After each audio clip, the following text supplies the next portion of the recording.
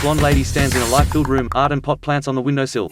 Welcome to the global launch of the Inclusive Innovation Network, or +N. I'm Minnie Baragwanath, and it's my absolute privilege to be a founding member of this incredible new network, driving and catalysing social change around the world.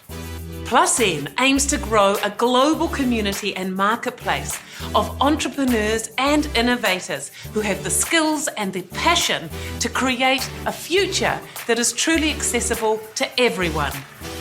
We know that globally, disabled people or people with access needs are the most excluded of any group in our society today. +N is seeking to mobilise the incredible talent in this community globally to reimagine, invent, design and lead new technology, products and services to transform this disabling society into a future of possibility for all. Did you know that many of the products and technologies that we just take for granted in our day-to-day lives were created or designed for, by or with people living with disability or access needs? Whether it's the smartphone, the keyboard, or optical character recognition, these are all innovations that occurred within the access community. Can you imagine what types of world-changing innovations await all of us if we now start to invest intentionally into this community, actively unlocking the skills, the talent and the lives of the billions of people worldwide living with disability or access needs? +N is a network of leading access accelerators, growing the next generation of access entrepreneurs, innovators and designers. We are a network of forward-thinking investors making strategic investments into this possibility-laden sector. As the Chief Possibility Officer here at the Global Centre of Possibility in New Zealand, Aotearoa, and as a blind entrepreneur myself, I know firsthand the incredible power of this work. We are currently hothousing a group of entrepreneurs and their incredible ideas that seek to transform our society and economy. Imagine hundreds of these accelerators all around the world and hundreds and thousands of startups tapping into and growing the $13 trillion market opportunity. And that is what +N can be if you choose to join us to create a truly accessible future with the 2 billion people worldwide with access needs. So join us now. We at +N are seeking progressive investors, designers, technologists, entrepreneurs and social change agents who are all deeply committed to creating a different and more equitable future for us all. It is now my great pleasure to introduce my friend and colleague, the Chief Accessibility Officer for Microsoft Global, Jenny Lay-Flurry. +N logo, Inclusive Innovation Network. Text keynote. Jenny sits outside in front of a backdrop of green trees. Hi there folks, and thank you to Minnie. I'm excited to be with you today. My name is Jenny Lay-Flurry. I am the Chief Accessibility Officer at Microsoft and thrilled to be with you for the official launch of the Inclusive Innovation Network. I'm excited about the potential of what this network can achieve in what is an incredibly important time, I think, in the history of inclusion as we look at the diversity of just being human.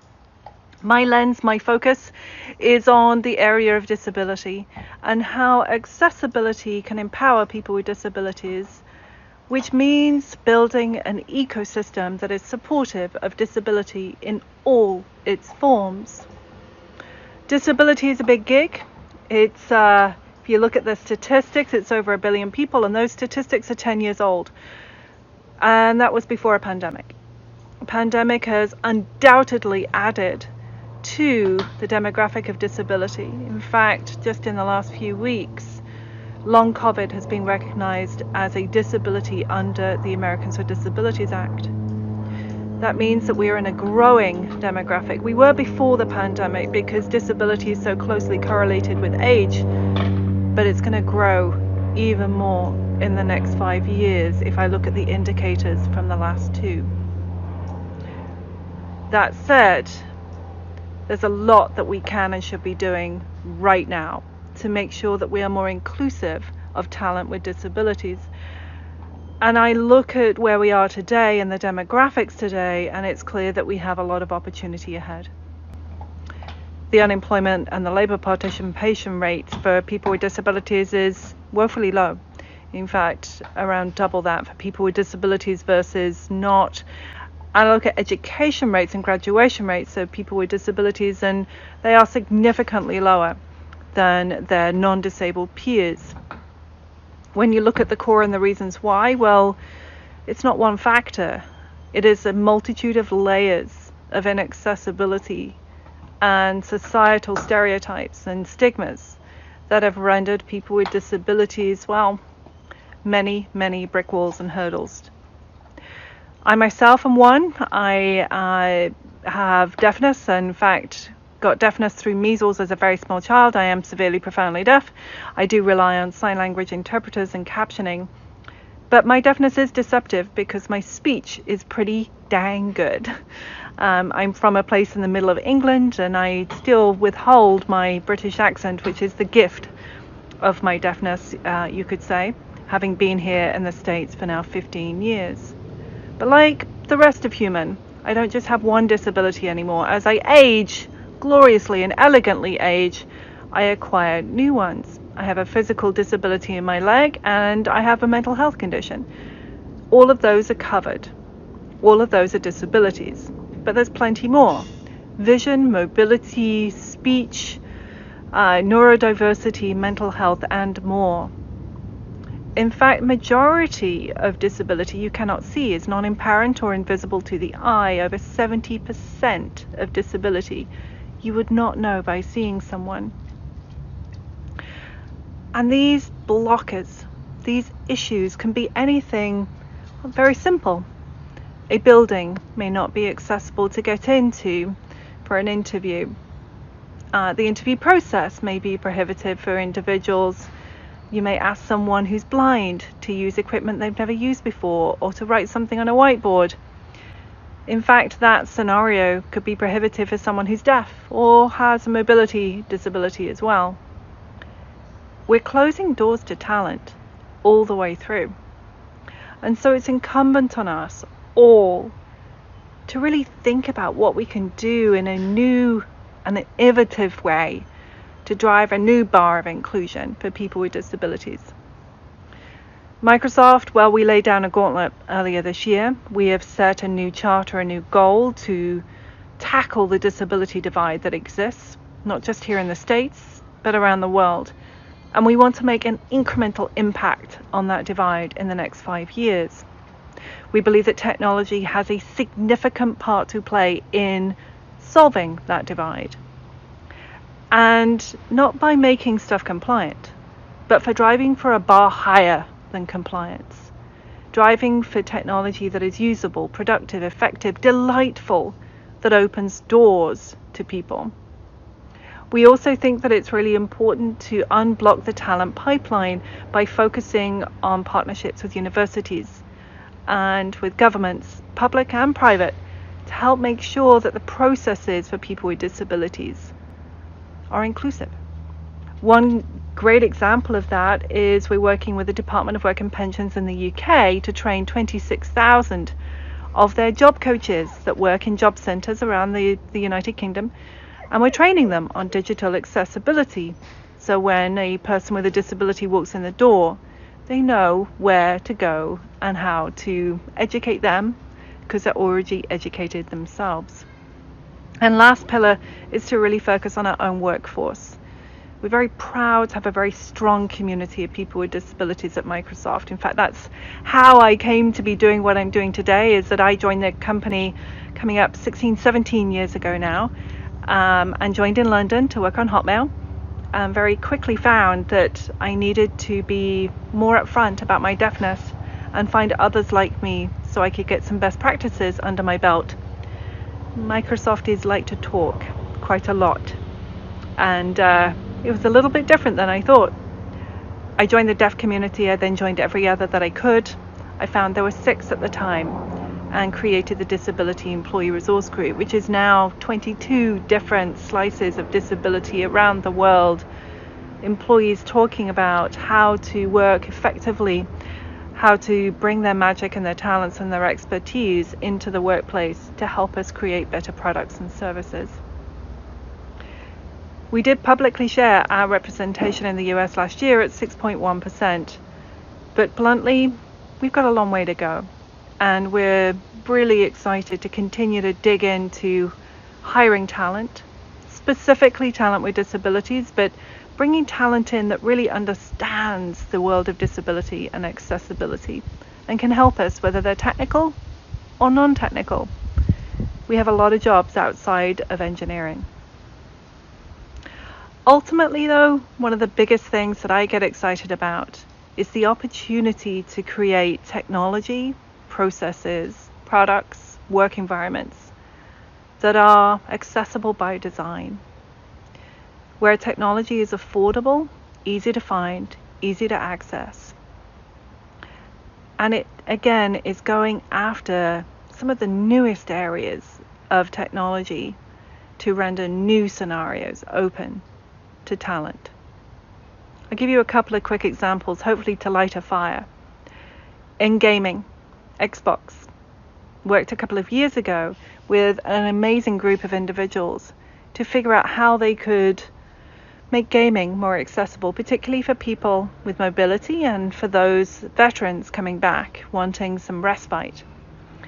That resulted in the Xbox Adaptive Controller, a piece of technology that was affordable, designed with and for people with disabilities, and looks cool, is awesome, easy to find in the store, on the shelf. We also have been working on the core of Windows and Office, making sure that simple technologies like, well, color blindness filters. You can see that there is captioning in Microsoft Teams. If you want to check a document to see how accessible, there is an accessibility checker. Yes, very similar to spell check, right there to make sure that your document is accessible. And by the way, it's using artificial intelligence to tell you what's missing and make suggestions to make it easier for you to make it more inclusive and accessible. We're also going to be prompting people and nudging people to say, hey, you're about to send a large email, but it's not accessible. We suggest you make some changes. And that prompt will be happening for all people using Outlook. And lastly, teams that just create completely new visionary pieces of technology. The Immersive Reader is a great example of this, where a gang got together in a hackathon and created technology for dyslexia, specifically to power kids. 5% of the population has dyslexia, but most go undiagnosed. But simple features can simply empower a kid sitting next to a kid without dyslexia using the same laptop, the same Microsoft Office, the same environment, but just hitting a single button and making it render 10% easier to read. These are simple things built with and through and for people with disabilities that will hopefully help to bridge the disability divide. But I'll tell you now, it's the tip of the iceberg. So I look forward to hearing and seeing what you do. I look forward to hearing how you're partnering with the experts, people with disabilities, and helping us collectively as a global society to change the lens on disability. Because this is one of the biggest, if not the biggest, talent pools, untapped talent pools out there today. And that's got to change. Thank you so much. And I look forward to you having just an incredible event, incredible time, and be the change. Take care. Bye-bye. The screen is segregated, hosting 4 people on a video conferencing call. Top row on the left, Gina; on the right, the host, Yanni; bottom row left, Sasank; on the right, Lucas. Text, Investor Fireside. Good morning, afternoon, and evening to everyone, and welcome to the first ever +N Investor Fireside Chat. My name is Yanni. I'm a partner at Disability Impact Fund, and I'm here today with 3 friends to have a discussion on investing in accessibility and inclusion. So first of all, here we have Lucas, who's the founder of Amparo, a really exciting prosthetic startup. Hi, Lucas. Hi, Yanni. Thank you so much for the invitation. Happy to be here. And then we have Gina. She's the founder of SmartJob, a groundbreaking new investment fund changing the future of work. Welcome, Gina. Thank you, Yanni, so much. And last but not least, Shashank. Shashank is with Grey Ghost Ventures, one of the early success stories in impact investing. So welcome, Shashank. Thanks for having me, Yanni. It's a pleasure to meet you, Lucas. And so, Lucas, as a founder, I know you've done your fair share of fundraising, and I'm pretty sure during that process, every now and then you've wondered what on earth are the guys on the other side of the table thinking. And so today you have this really special opportunity to sit down with two actually friendly faces from that other side of the table and have an honest conversation on everything that is bothering you. And so what do you want to ask Gina and Shashank? Yeah, so it's really an unusual situation, and it's actually quite interesting to be able to chat with people with whom I talk to and negotiate with on an ongoing basis. As a matter of fact, since I'm fundraising right now, this has been happening quite a lot. And one of the questions that I always ask to impact investors is, how do they see and measure impact? And the reason why I ask this, because it's very important for me to be aligned with the people that are going to be sitting on the same table as me after the investment is done.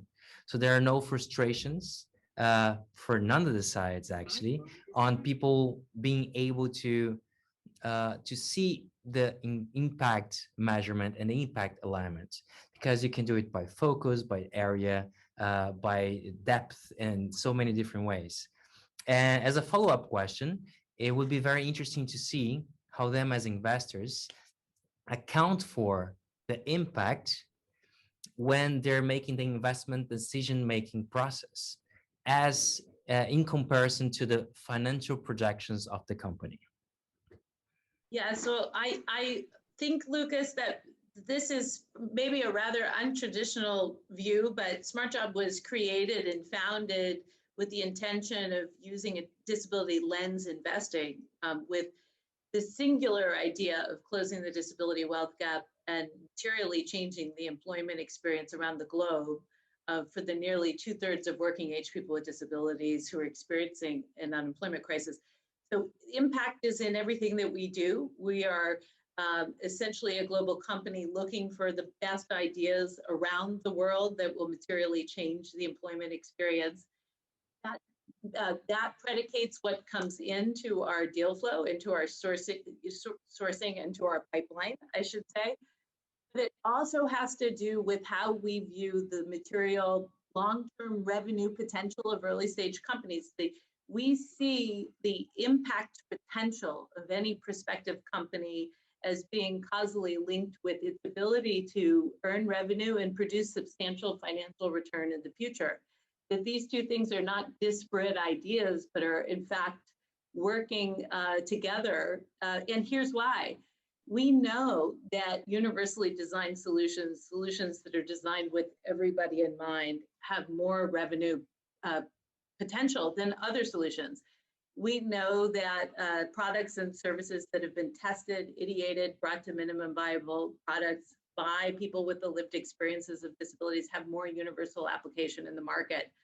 And so the way that our investing thesis and our investment lens is focused on four main areas. We focus on upskilling and reskilling work, underrepresented founders with disabilities. We're focused on work-related tech, supporting accelerators and incubators around the world that are all very much focused on closing the disability wealth gap. We know that a good investment, the right investment thesis has to include who is creating the ideas, based on what experiences, and how will it materially drive changes in the market as it relates to the employment of people with disabilities. So I want to start off by first placing on record the unfairness of Yanni letting Gina in first. She said everything there is to be said in the first place, right? And then Lucas, before I try and answer the two questions, I must say thank you for having that background, It's always nice to see the work that entrepreneurs are doing. So thank you for having the posters behind you. I'll try and answer the two questions that you asked from our experience. We've been fortunate to be around for a little while. The first question was about ongoing alignment, right? The frustrations of, what should I say, drift or people thinking differently. I would encourage you to not worry too much about that, because your own pathway is still not defined, right? Your pathway is going to be, so an equity investor is going to be your partner for a minimum about, at the barest minimum for 5-7 years, right? Probably longer. So I think, you should worry about the ability to have alignment with whoever you're speaking with, right? Because there's going to be lots of changes that we've seen. Things start one way, they go a different way when we hit the market and things like that, right? And I think that's true for all business and personal relationships that we engage in. So that's sort of one part. The second part is about how do we measure. So for us, we put a dollar value to the impact that any business says it creates. That's one of the first conversations that we have with any entrepreneur, right? So we say, okay, here is the aspiration of the impact that you want to make. Here's the dollar value. And we report that dollar value to the people whose money we are managing. I can tell you that in many conversations, I observe a certain gesture, which I think really tells me where the problem with impact and investor sits, which is when people ask us this question, they almost always use this. They say, how do you think about impact and investment? And this indicates that one of them has to operate at the expense of the other, right? I can tell you for us and for most impact investors, what's very important to remember is that impact is the asset class that we are a part of. The second thing is, I've had lots of conversations around what kind of returns do you want on equity. The fundamental difference, and Yanni, please allow me a little bit of latitude here, but the fundamental difference between fixed income and equity is that you cannot gun for a certain return on equity. It doesn't work like that. Equity as a product doesn't work like that. You have to negotiate a point of entry and you have to negotiate at point of exit. And that gives you the kind of return that you look at. So you cannot start off by saying that I'm going to look for sub-market returns, market beating returns, or whatever, right? So when people talk about being able to control returns for equity, it's very fascinating because I don't know how to do that, right? And I can't imagine how that gets done. And we all report in hindsight. Fixed income, if you held to maturity, will be able to tell you what returns you can get. So I would say that you have to recognize that investors for you are basically asset managers like Gina and me, and we have responsibilities to people that we have raised money from, and that is to be able to invest in the category that delivers impact.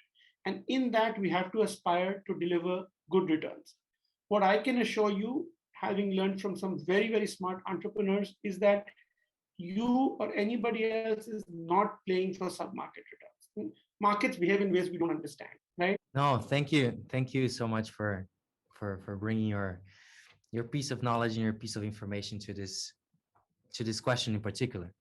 And the point is also that we see, and I find it very interesting that you mentioned that's the impact as a category, because sometimes that's not necessarily how it's spoken, right? Because I do believe that you can create both impact and gains and profits at the same place. And that's kind of like how for-profit organizations that create impact go for. But sometimes the profits can take a little bit longer, or sometimes you give bigger discounts for countries or for areas and geographical areas where they could not afford for high paying prices. And that will reflect on the revenues, that will reflect on the profits. Because if you're only selling to developed countries, or if you sell to developing countries, you definitely have a different balance sheet, right? And that is the question that comes to my mind, because then impact becomes a keyword that is used as a branding for some people that would like to create good in the world. But as a matter of fact, in the end, the only thing that really matters are their financial returns that they gain in the end. And I'm not saying that investors should not worry about it. Of course, investors, they put money because they're expecting to have a return. Nevertheless, some of this return the returns are not necessarily accounted for in forms of impact, but in forms of how the return comes in terms of money. And that's kind of a question that comes to, I think, many early stage companies of why are they even measure impact? Because sometimes investors just say, oh, this is a nice product, and it creates impact. Like we create prosthetic legs, for example. And for some people, that is enough, which means that, oh, you give a leg to someone, someone can walk, great. But actually, impact is measuring so many different ways. Like, how was the situation before the person had a leg? What is the situation with a different product than ours? For how long can we help someone to actually walk again? And what is the depth? What is the length? And what is the timeline of the impact? And a lot of investors, they're not accounting that for on their financial decisions. And that is something that could be frustrating for real impact startups or companies. That's all the time we have today, folks. It was a really interesting conversation, and a lot was left unsaid. So I'm sure we will pick up from here on another occasion. And I hope everyone watching enjoyed, and do stay tuned for our next chat where we'll pick up where we left here. Goodbye, everyone. Thank you. Bye. Thank you.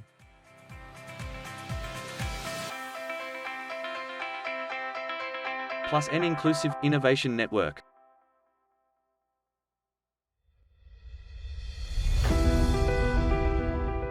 Hello there, my name is Bernard Shearer, the Director of Innovate Now, Africa's first assistive technology accelerator program out of Nairobi, Kenya. Now, I believe that technology and entrepreneurship have important roles to play in ending the exclusion of those of us with disabilities. That is why I'm very excited to share with you about the Inclusive Innovation Network, +N.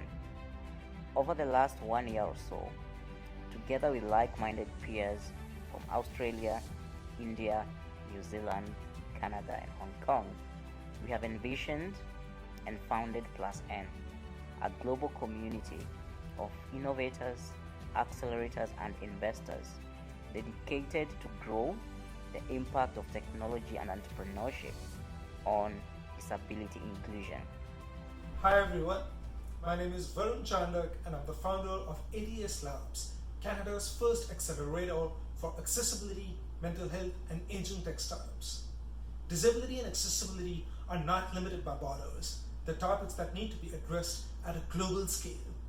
And that's why I'm absolutely stoked to have ATS Labs become a founding member of the Inclusive Innovation Network, where I hope innovators, investors, and accelerators will come together from across the world. There has never been a better time to be in the world of accessibility, and I can't wait to see what's next. Hello from China. At Disability Impact Fund, our vision is a world where everyone has equal possibility to participate. A world where no barriers, physical or social, stop anyone from pursuing their passion. We believe technology and entrepreneurship have a crucial role to play in realizing this vision. And since exclusion and inaccessibility are both global problems, we're going to need global solutions. That's why we're so excited to be a part of +N.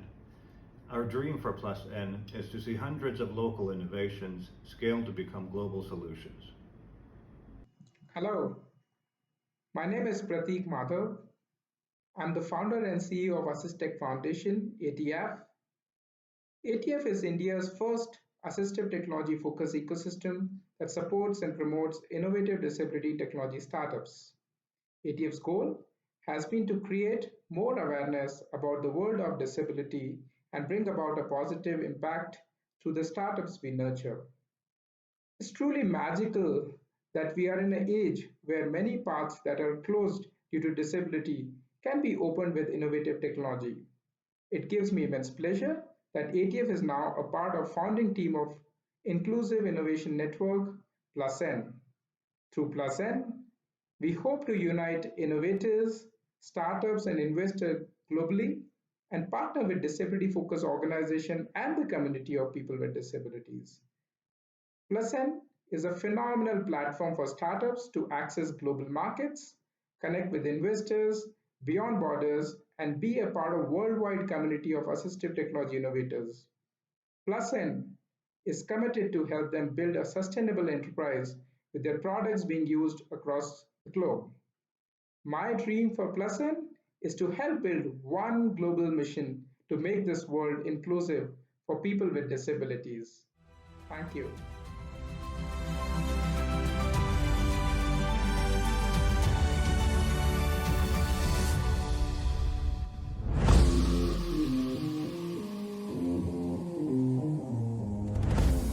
Text Founder Fireside.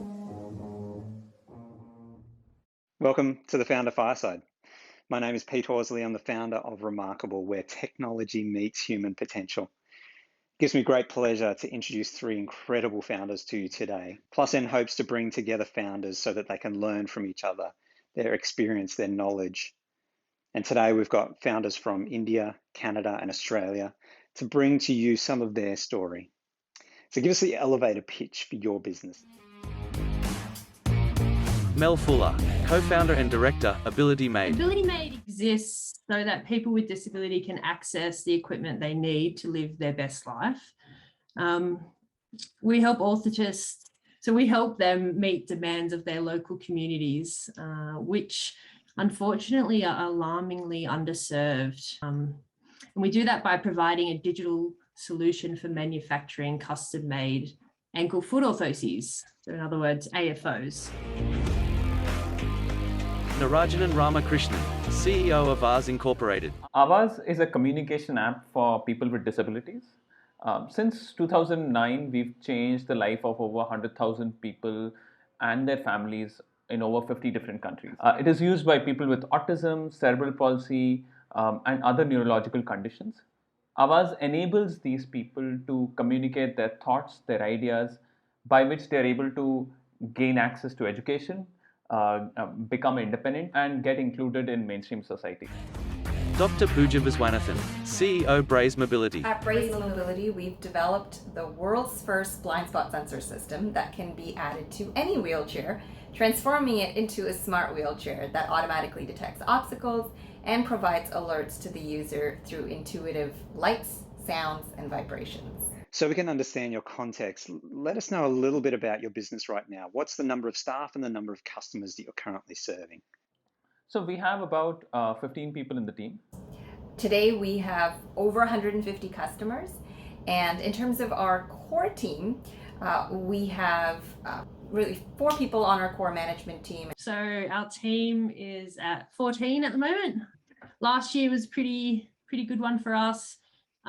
We produced and delivered 350 custom-made 3D printed AFOs and empowered approximately 180 children who now have increased independence. I want you to take us back to where it all started and tell us what the world was like when you first began your business. So back in 2009, there's a school here in Chennai called Vidyasagar, and they had organized a conference called the Silent Revolution, which brought in product designers from a lot of the top universities in the city and showcased to them what the different kind of challenges that people with speech disabilities face. So back in 2009, if you had a speech disability, you were dependent on like low-tech pictures that you would show, those picture exchange systems, or you were dependent on extremely expensive, like $5,000 to $10,000 bulky devices that you were imported from the West. That was the problem that we wanted to kind of solve, and Vidyasagar was one of the schools that kind of really encouraged us to go ahead and solve this problem. At that point in time, these bulky imported devices that you used to get, they didn't have any kind of maintenance or support in India, one. But more importantly, none of them were contextualized for the Indian environment itself. So at the heart of it, ours is a communication app, right? So if we are going to have a discussion about, say, the food in India, it's going to be very different for the conversation if we were talking about food in Australia or Canada. So that's why that contextualization is very important. That's a really interesting question. I think origin stories are always interesting.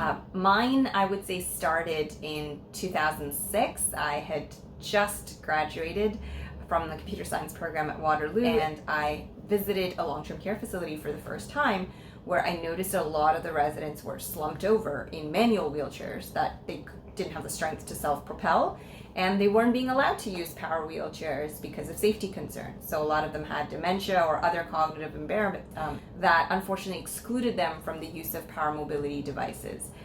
I saw this as a violation of a fundamental human right. Unfortunately, there was no company that was working on this problem at the time. And the technology was also not really there. You know, it was very early stages of sensor technologies, even in the automotive industry. And so the most sensible place that it seemed like I should go to was academia. And so I ended up doing my PhD and my postdoctoral research on smart wheelchairs. And fast forward to 2016, I was now a postdoctoral fellow, and there was still no industry player solving this problem. And so really, more than anything else, just out of frustration, I ended up taking the leap out of the academic world into this scary yet super exciting world of startups. So that's when I founded the company in 2016. Ability Made started out as a grassroots maker community. Then, I mean, me personally, I was sort of not in the loop. I think I missed the memo about entrepreneurship and startups being a thing. It was pretty early on in our journey where we met you, Pete, and the team at the time from Remarkable. And that was really, really special and really important for us because there wasn't that many disability tech focused startups that were out there, and there weren't that many case studies or success stories that were public and well known. And so I think that's a really important thing for the ecosystem. What are some of the pivotal moments that you've had in developing your business? And so we went on this road trip to Washington, D.C., and we went to this conference that was one of the largest rehab conferences in North America. And we set up our booth there and really had no idea what to expect. And when we went there, we were a huge hit. We had a ton of therapists that were sort of flocking around the booth and telling us, how awesome the product was and how it really solved a need and how they already had clients they could think of. I think what was the most exciting thing was one of the therapists at that conference actually ended up going back and was a therapist in the U.S. Department of Veterans Affairs. And so that particular Veterans Affairs site wanted to purchase our system. Of course, this was exciting and scary at the same time because this was going to be our first sale, but we actually weren't quite ready to sell. All we had was this prototype, but it wasn't quite commercial quality, and we didn't plan on launching until October of the year. And this was, in June or July. And so we weren't quite ready, but the customer couldn't wait. And we looked at our supply chain and we looked at where the bottlenecks were and how we could expedite it. And it turns out the only way we could get a product in the customer's hands within the next month was if we flew to China and lined up some manufacturers beforehand and brought the parts back with us. And so that's what we did. And so we had everything organized. When we got in there a couple of days before we were about to head back, all the parts came into our hotel room, and we flew all the parts in and assembled all the units and got the system out to our customers. That was crazy and rewarding and everything at the same time, but it was really exciting because that was our first sale. Starting Ability Made and being a part of it and growing it has changed my life. But I would say that some of the most memorable times, I won't list them all, would probably be day 1 to day 3 of our crowdfunding campaign. The story or the solution that we were presenting seemed conceivable in many people's minds. So the crowdfunding campaign, we set out to raise, I think it was $25,000, and we'd get cash injection through ING Bank, who was one of the sponsors at the time.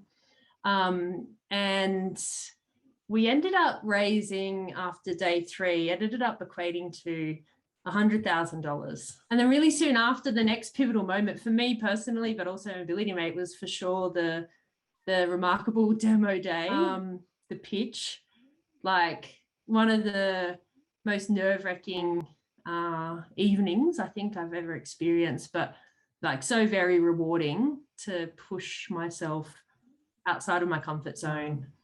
And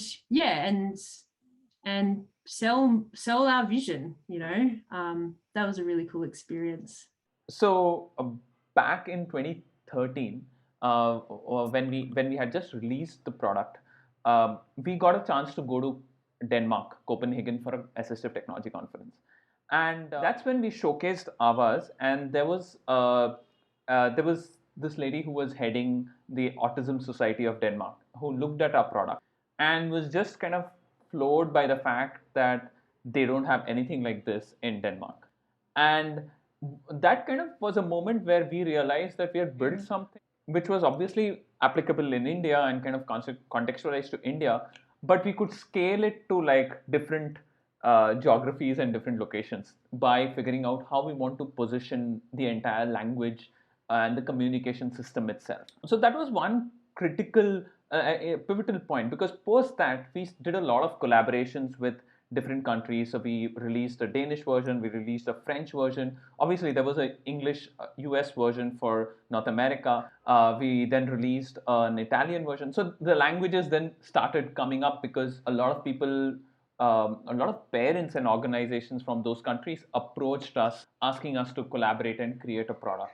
What advice would you give to other founders in different parts of the world trying to grow businesses for impact? So I think one kind of important piece of advice would be to get product market fit.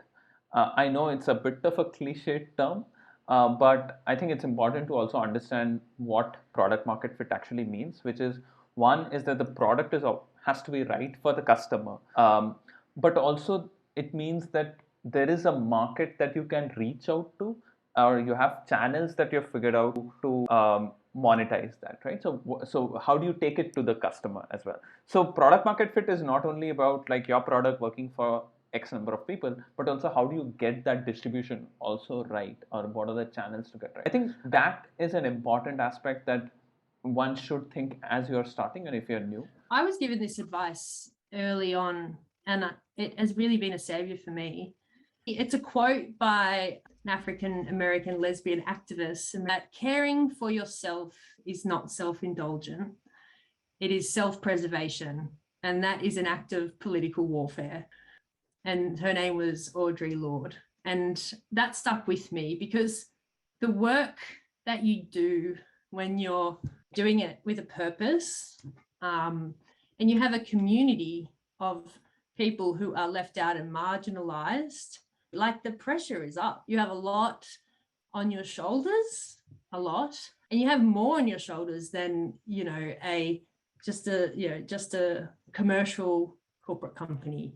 That can be crushing sometimes. And I guess if you're not caring for yourself and doing things that preserve yourself, then, there's risk factors there. I think one of the biggest pieces of advice I can really give to any assistive technology company is I see so many assistive tech products for people with disability that are really not usable. And I think part of that is because oftentimes the end users are not involved in the design process. So I would highly recommend making the end user really part of not just the design and development process, but also the go-to-market strategy, because when it comes to sales and marketing, it's also really important to build a brand and a message that actually resonates with your end users. What does a network like PlusN mean to you? A network like PlusN really helps in two crucial aspects. One is just learning from other startups. This community will play a big role in us creating better solutions for the market as well. I think the other aspect in which this network will be really helpful is that of partnerships and distribution. So for example, we partner with organizations in different countries to create a custom version of ours in their language specific to their geographies. But it would really be helpful to have another company or a partner there who can take it to market, because they would know the market better, they would understand the customer and their language better than us sitting in India and trying to do some of that. I think that's where this network is really going to be powerful, wherein better AT solutions will come up and better distribution channels will come up. And yeah, so I guess the network means that we'll have a hyper scalable platform to engage and learn from each other, which is really exciting. And the last thing I'd say is that it means that we'll be able to form interpersonal ties, with people who work hard, assert themselves, and then use their imaginations to shape the world. And that's there should be more of that. That's a really cool thing. I think in this day and age, it's so important to think about becoming a global company from day one. I think a lot of companies maybe start off saying, well, I'm going to, start small, and then maybe a few years think about, going international. And for us, Plus N means access to, global community. And now as we're looking to go overseas as well, we're looking at European markets, we're just rolling out in Australia and New Zealand right now. I think it's really exciting because I think accessibility is a global issue, and so being able to understand what some of the geographic barriers, how funding is different in different places. I think having a network that we can now start using to share market intel and these resources that we have is going to be phenomenal. So I'm super excited about Plus N, and I really just can't wait to get involved. Plus N logo. Inclusive Innovation Network. Varun Chandak. Hey again, everyone. I hope you enjoyed learning about the Inclusive Innovation Network today. But what now? Well, now you should have a button available on your screen. If you click on it, it will take you to a short form where you can let us know what you'd like to see from the network. You can also tell us there if you'd like to become a member. I hope you do. Wherever you might be watching from, I hope you have a wonderful rest of the day or evening. Thank you. The Plus N logo pans back, the background flickers from white to yellow teal then to a bold purple background.